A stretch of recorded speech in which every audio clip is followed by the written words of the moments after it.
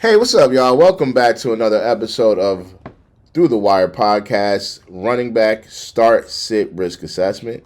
I'm your host, Alan AB. And I'm Ness. And I know you guys don't want to sit through all the shenanigans. You want to get right to the stats. So let's jump right into it. We had the Thursday night game last night, right, Ness? Yes, sir. We had the Jets going against the Houston Texans. Even though this is a start sit for running backs, we're going to just go through some of the highlights from last night. Real quick. I know one thing's for sure, the player of the game last night happens to be Garrett Wilson.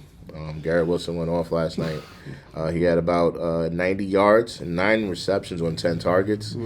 Pretty impressive game. 2 touchdowns. Yeah, 2 touchdowns is nothing to scoff at. 2 amazing. Oh, those were no light 2 touchdowns. amazing catches. That might have been the player of the year. Yeah. That catch he had was crazy. Oh, yeah. He looked like the Jordan symbol? Yeah, that boy stretched out for that joint, man. But, Aaron Rodgers still putting up consistent numbers, even though he's not really impressive by all, football standards-wise, by the fantasy football standards.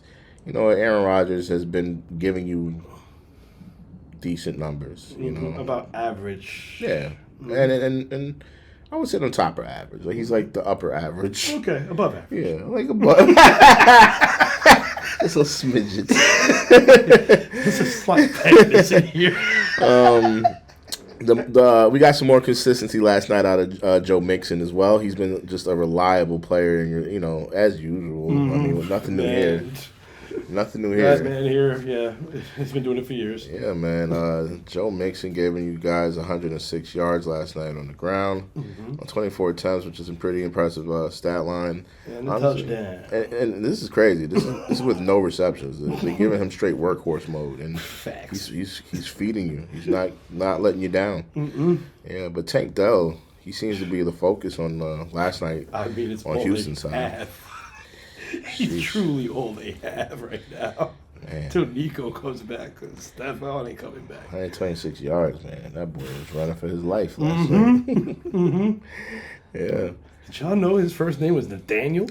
Man, we just learned that today. That was like a fun fact we just stumbled on. I did not know that. Everywhere it says Tank. Yeah, but other than the Jets winning over the Houston Texans last night, there was only a little bit more news. We had a huge trade that happened this week. I'm going to let Ness tell you guys about the trade. Yes, Carolina Panthers have traded a wide receiver, Deontay Johnson, over to the Baltimore Ravens. Yes. Ravens got a little bit more deep. Just a little bit more. That offense is just that much more potent.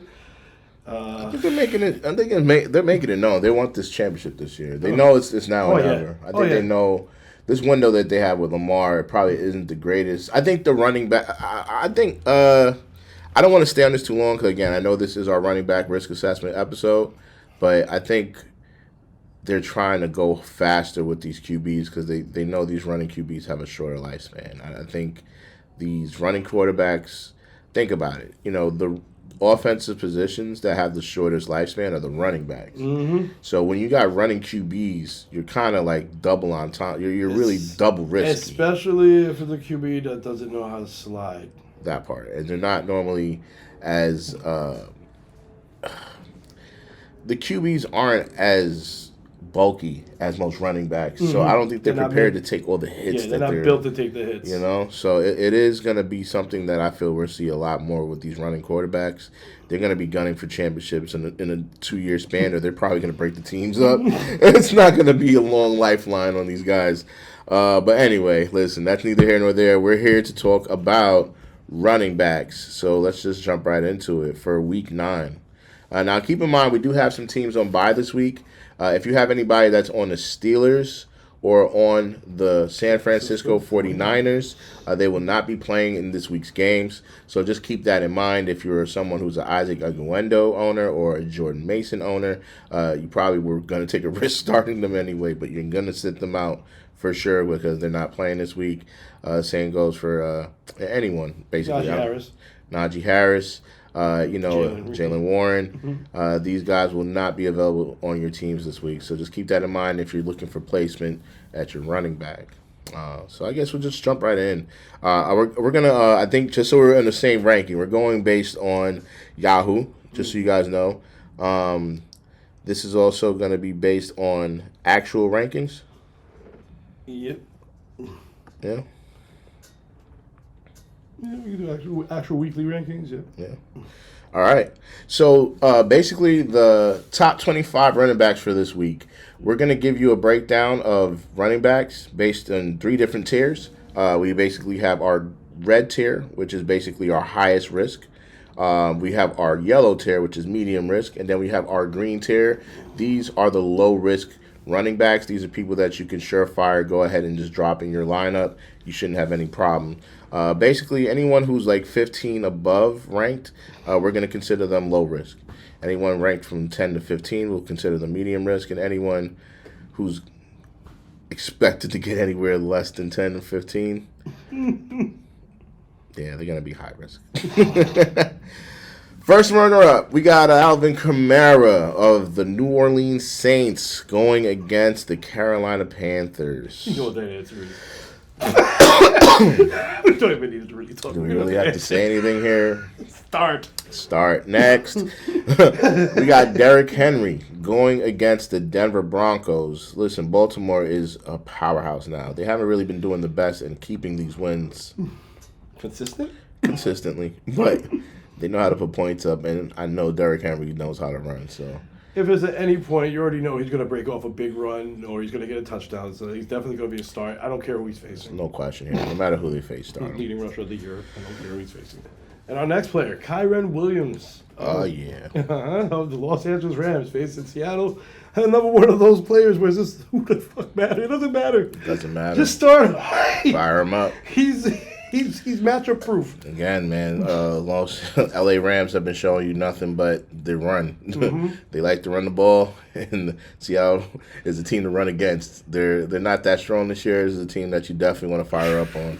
And they just got, and since they got Puka and Cooper Kupp back, it just opens up everything for Kyren Williams. That's right. The next player that would be in our projection, he was projected to be at 16 points, but he actually only put up 74 yards. That's Breece Hall for the New York Jets. He did have a little bit of a hard time running on this tough Houston defense. He did put up 74 yards, and he got about 4 targets for 2 receptions and 11 yards. If you're in a half PPR league, he gave you about 950, but if you're in a full PPR, hopefully he got you in the double digits. Seeing that we're recording this after the Thursday game, we already have the ability to see his stats. So, I mean, of course, we wouldn't be ranking him here, but this is where he would have been ranked previously. But moving on, the next player that's on this list, Saquon? Yeah, we got Saquon Barkley. Yeah, Saquon. First Jacksonville? Yeah. No, there's no even reason no talk. Yeah, there's nothing else to say here. Another one. Yeah, we're just going to fly through this, guys. We're going to fly right through. Bijan Robinson of the Atlanta. I'm not even going to say the team because I always mess it up. I don't want to say Braves. Why do I not remember that the Falcons are an NFL team? Yeah, I don't know. I mean, I know they're insignificant, but that's besides the fact. Yeah, I don't know. I mean, ever since Brady came through and crushed the buildings, I don't know what to say. This team doesn't exist to me. So maybe that's what it is. I might call them the Braves. I might call them the Hawks tomorrow. Who knows? You did last week. Well, I digress. Bijan Robinson is somebody who's been a sneaky player. He really has not had the projected upside that he's shown, and I feel like Atlanta is moving the ball around. Kirk Cousins is somebody who's been actually stable as a quarterback, and I feel like having a great quarterback at the helm does help to make the ball move a lot easier on the running game. And I feel like Bijan Robinson has been a beneficiary of that. Looking at his last few weeks, like he's definitely he's been going off. Yeah, man. Like, I mean, on average, he's putting up over 100 yards a game. This guy's been averaging 100 yards a game ever since, I want to say, week 4. That was the only time he fell short of 100 yards. I'm sorry, I take that back. Week 5, he fell short of 100 yards. And week 4, he fell short of 100 yards. That was against the Tampa Bay Buccaneers and the New Orleans Saints. But, I mean, on average, out of this 8-week sample size that we have from him, he's only gotten short of 102 weeks. And even in those 2 weeks, he wasn't that far off. Even in week 7, he was below. I mean, week 8, he was below. He had 63 yards in week 8 as well. 43 yards receiving. I'm saying 100 total. Yeah. Oh, okay. Yeah, total. Total. Got you. Yeah. Got you. I'm just looking at all the yards you could chop on for points. Got you. So all like, purpose. yeah, That's you. yeah.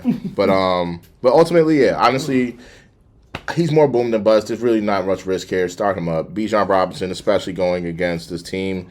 Dallas is trash. I don't think there's much to really think about here. It's Dallas. I mean, are you stupid? Are you dumb? Next. Not gonna disrespect Dallas that bad, but damn. Nah, you seen him play this year. Am I making this up? Trash. Joe Mixon.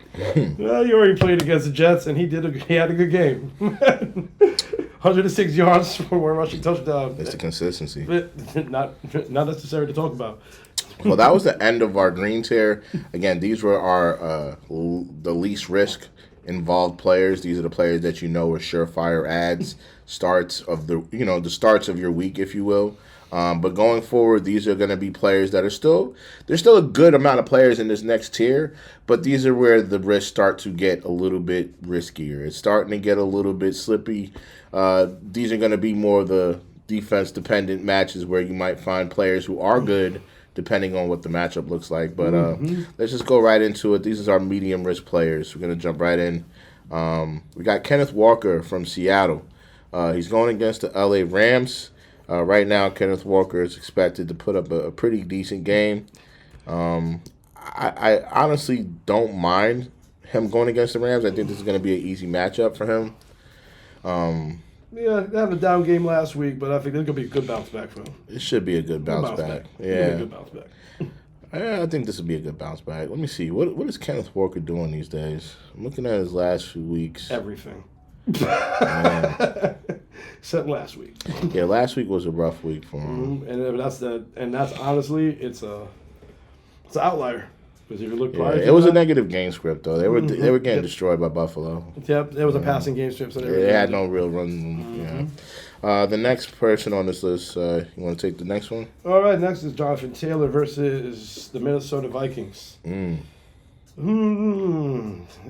now let's see. We got the Colts are switching back to Joe Flacco from Anthony Richardson. So this should, in theory, possibly open up things for the running game. We're gonna have to respect the pass a little bit more. Yeah, I think this is this definitely does fit in the medium risk tier for me. Minnesota is a good defense. I will say they're not unstoppable. Exactly. Exactly. If I had to be clear. There were a few people that went off. Jordan Mason in week 2 did a great job with San Francisco. Jahmyr Gibbs went off on week 7 with Detroit. We got Kyron Williams, who went off again, Mr. Consistency, in week 8 last week. He put up 97 yards on them. But again, they're hot and cold. There are weeks where I feel like the game script can decide how well their defense can be beat. I believe with Joe Flacco coming in,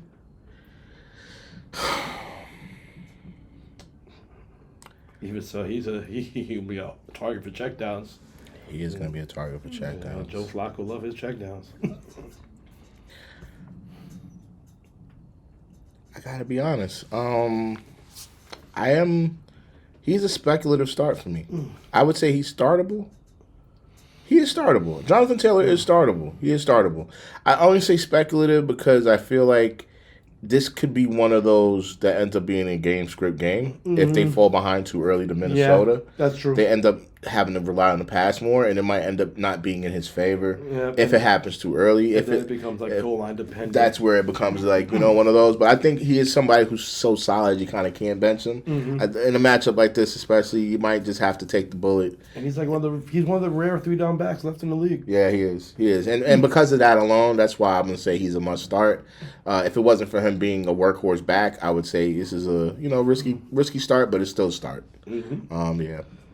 All right, and the next player we got Jahmyr Gibbs going up against Green Bay. Yeah, start him. I mean, regardless of Green Bay's defense being as good as they've been all season, they've been a stout defense. But it's an NFC North matchup. They're going to, and the Lions have not been shown to be stopped yet. The Lions have been they just have not been shown to be stopped season. They aren't. Okay, they caught one L this whole year, and it's looking like they don't have another one coming anytime soon. This kid alone, just past 2 weeks in rushing yards, has been over 100 yards. Listen, honestly, he's been over 100 yards, but 2 weeks. He fell short in week 4, but he still gave you 78 yards and 2 touchdowns. So it was like, even without the yardage, the guy's getting touchdowns. Week 1 was his other week that he had short of 2 touchdowns. He had about 74 yards all around and still had a touchdown. So it's like, Jahmyr Gibbs has not let you down in any week. He's a must start. At this point, you have to just start. Exactly, because he's a first down back. The only thing that he gives up real touches to David Montgomery are short yardage plays. Yeah. But the way that offense is humming, how often are they truly in short yardage situations? Yep. Well, hold on to the next player. We have Aaron Jones, Minnesota running back, going against the Indianapolis Colts. I would say Aaron Jones is a safe spot this week. I agree. Yeah, Indianapolis hasn't been really that much of a stout defense. They really are going to be playing catch up this week. So I feel like, if anything, this might be a great start for Aaron Jones. This might be one of the great starts for him, because and that's a big if, of course, but if the Vikings are able to get off to an early start, it might just be his game to run out the rest of the way, and they might just get a lot of garbage time yards. So, yeah, I agree. Yeah, now you can't, so you just can't take away his ability in the passing game as well. Oh, of course. Yeah. All right, Devon A-Chain. Oh, how the mighty have fallen. This is where the yellow gets yellower. This is where it gets real. It gets creepy, because last week he had a great game. Yeah. And you know what? I think it can continue again, because they are facing Buffalo. Buffalo has not really been a very good defense. The only scary thing is that defense is the one that took out Tua last time. Luckily, they're in Buffalo this time, so hopefully it doesn't feel the same way. Oh, yeah, please, DeMar, don't hurt him. But I will say this. One thing I will say you should probably pay attention to is the weather. I did see that there were some rainy games last week. And, there was a couple rainy games where that weather ended up really affecting the game script. So it's projected for it in Buffalo. So. Yeah, it's in Buffalo, and there's a potential of showers. So I would say just, this is a game where they tend to give the running backs the ball more. So you might actually get a good game script out of A-Chain in that reason. So I would say he could be a good start. I think A-Chain is somebody who you kind of just... if you have him in your lineup, you don't want to take the risk of sitting him in case he goes off. So I think you're better off starting him than sitting him. You just start from there. I agree. Yeah, so we're just moving along, because the next player is on the same game. Same game, James Cook. It's another player that's from a weekly basis. He's been pretty much a safe start. Yeah. Gives you a good floor, and then when he goes off, it's a high ceiling. Yeah, James Cook against the Miami defense as well. Miami's defense hasn't been that stout this year. I think James Cook can definitely be a great start this week. Definitely line him up. Yep, especially now that they have Amari Cooper. So again, this is more things open up the running game. Definitely. You got to respect everything now. We got somebody next up from the Green Bay game. Your running back, Josh Jacobs, going against the Detroit Lions. I am trending, and yes, thank you for letting me know. My quarterback, a running back I have on my team. So yes, I'm honestly trending towards sitting him because it's the Lions. Yeah, I would sit him too. So, just because they're facing the Lions, I don't want to waste that space. And he coming off a good game last week. All right, so man, I would sit him. This would probably be a week I'd sit him. It's not that he can't perform here, but he's had his bad weeks against real defenses. Yeah. And I think this is going to be one of those real weeks. It's too risky. It's a weather game as well. And then you also factor in that he rolled his ankle last week. He was having a great week, but he rolled his ankle in the fourth quarter, and he has been in limited practices since. He hasn't really had a full, healthy practice yet. And I think we all know how I feel about putting any running back in the game who's not fully healthy yet. It's just going to be a scary roll of the dice, and I don't know if I want to roll the dice with him. He's going to be a sit for me this week. Our next player we have of the Kansas City Chiefs, Kareem Hunt. facing off against Tampa Bay. Kareem Hunt, basically, right now. Let's take a look. Really been paid too much attention. But let's see. 51 with a touch, 59 with a touchdown last week, 78 with two weeks ago. He seems to be, he's definitely like averaging a touchdown a week ever since they started using him. So I would say I would start him because there really is no defined offensive weapon in Kansas City. No. But there's still a high-powered offense. No, so. I think he's just a hot hand right now. Yeah. You just got to keep rolling him out until it does prove up. This is one of those situations where it's like until proven otherwise, you have to keep going. Like, you know, by the time you start thinking too much, you start messing up. I think a lot of times, one thing I'm going to say is this is one thing I'm learning. When you overthink, you're going to think yourself out of the league. You're going to think yourself out of the championship. You're going to think yourself out of contention. I think a lot of times there's some easy calls that you can make, and I think these weeks you got to make those calls. You can't fuck this up. Kareem Hunt is one of those calls. If you sit him down, you better have a good goddamn reason. You better have somebody that's better than him ahead. Kyron Williams. You got Kyron Williams and fucking Mixon, sure, sit this guy down. But if you got a flex, you should start him there. But yeah, Kareem Hunt's a must start. That's without a doubt. J.K. Dobbins, the Los Angeles Chargers running back, going against the Cleveland Browns. Man, now I'll be honest with you, J.K. Dobbins has been. He's had some good weeks. He's had some down weeks. He's been a boomer bust. He's been a boomer bust. You know, he's, you know, also got this guy, Kamani Vidal, who I'm worried about. You know, Vidal had an inefficient game last week, so it helps because Dobbins did go off last week, you know, for, you know, a touchdown, and he had about 68 yards, which isn't bad, but he also had quite a few, you know, targets in the running game, in the passing game, and I think that's what's keeping him alive. Stat-wise, he's PPR-wise startable. If you're in a standard league, he is going to be probably a bench play this week going against the Cleveland Browns, who are actually a good defense this year. I don't think that's being said enough. Cleveland has been beating up on people out here. Not to say that their record shows it. And they got Myles Garrett, bro. But they've been putting. I'm agreeing. Yeah, like they've been putting pressure on. Like when I tell you they embarrassed the Baltimore Ravens last week, and I think I think honestly sometimes when you get rid of this bad apple, there's a cancer that's somewhere lingering, and once you get rid of it, it's like everything starts flourishing. You know, people they feel like they actually have momentum now. Ever since they got rid of Watson, the team has been gelling better. It's not that they got rid of him. Well, I mean, he got hurt. They're not taking that cap hit. I forgot. They didn't get rid of Watson, but you know, since he's been out, they've been playing a lot better, man. And the Cleveland Browns are like a whole different team at this point in the league and in the season. I honestly just think, you know, because of the weather too, I think Dobbins is actually. It's hard to say this, but he might be a sit this week. No, he's definitely a sit for me. It's a raining game. I'm not playing him. Good defense. I wouldn't take that risk. Dobbins is a sit. I'm not playing him. Not a start. James Conner, one of your running backs. So we'll start it over with you, sir, because they're facing Chicago. What are you going to do? Man, oh man.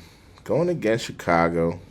Honestly, James Conner's a must start. I don't really have any doubt in my mind. This guy's had like very, very few weeks where he busts. Yeah. He's been a boom for the most part, and I think he's gonna.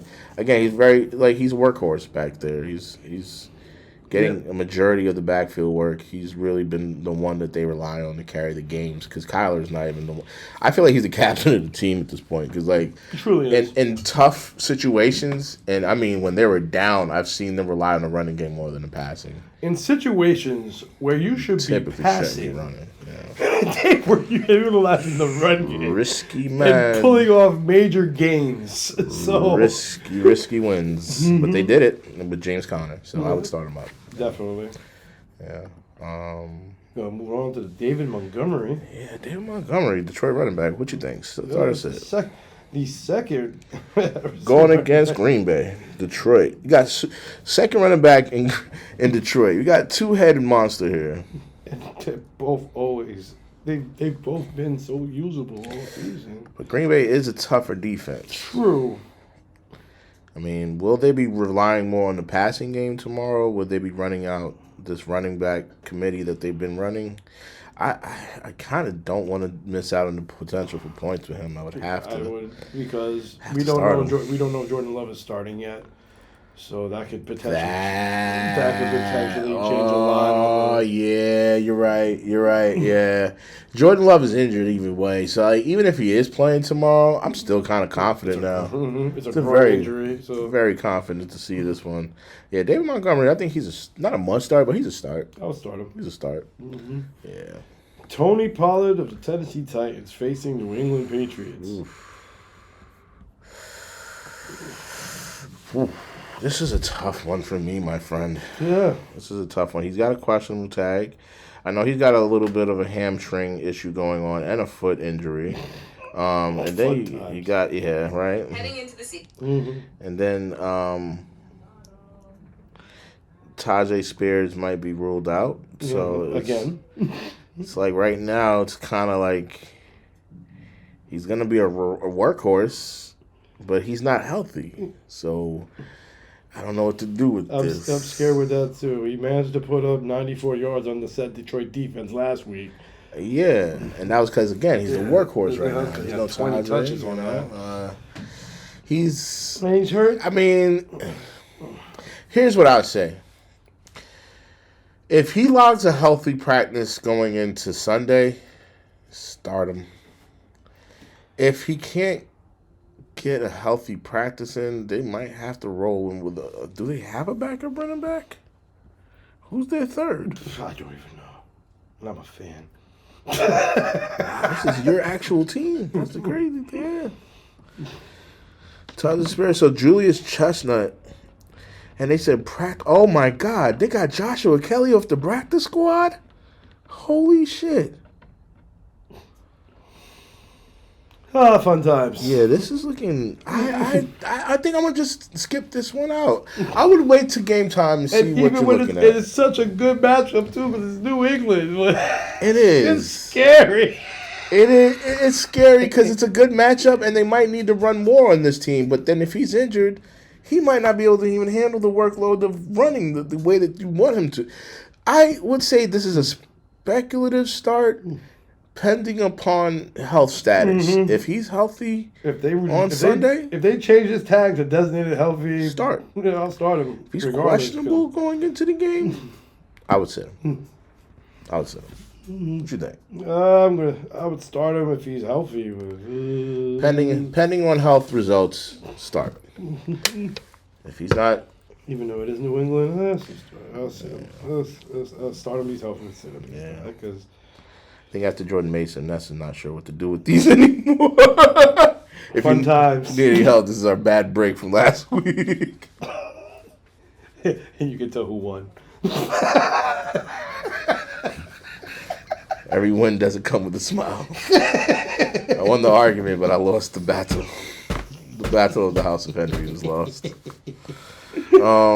Next person on this list. We have DeAndre Swift. DeAndre Swift, Chicago running back.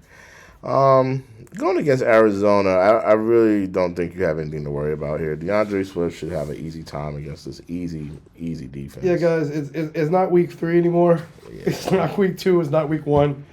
Those thoughts and memories of that DeAndre Swift could be thrown away. Yeah. He has been consistent for the past 4 weeks.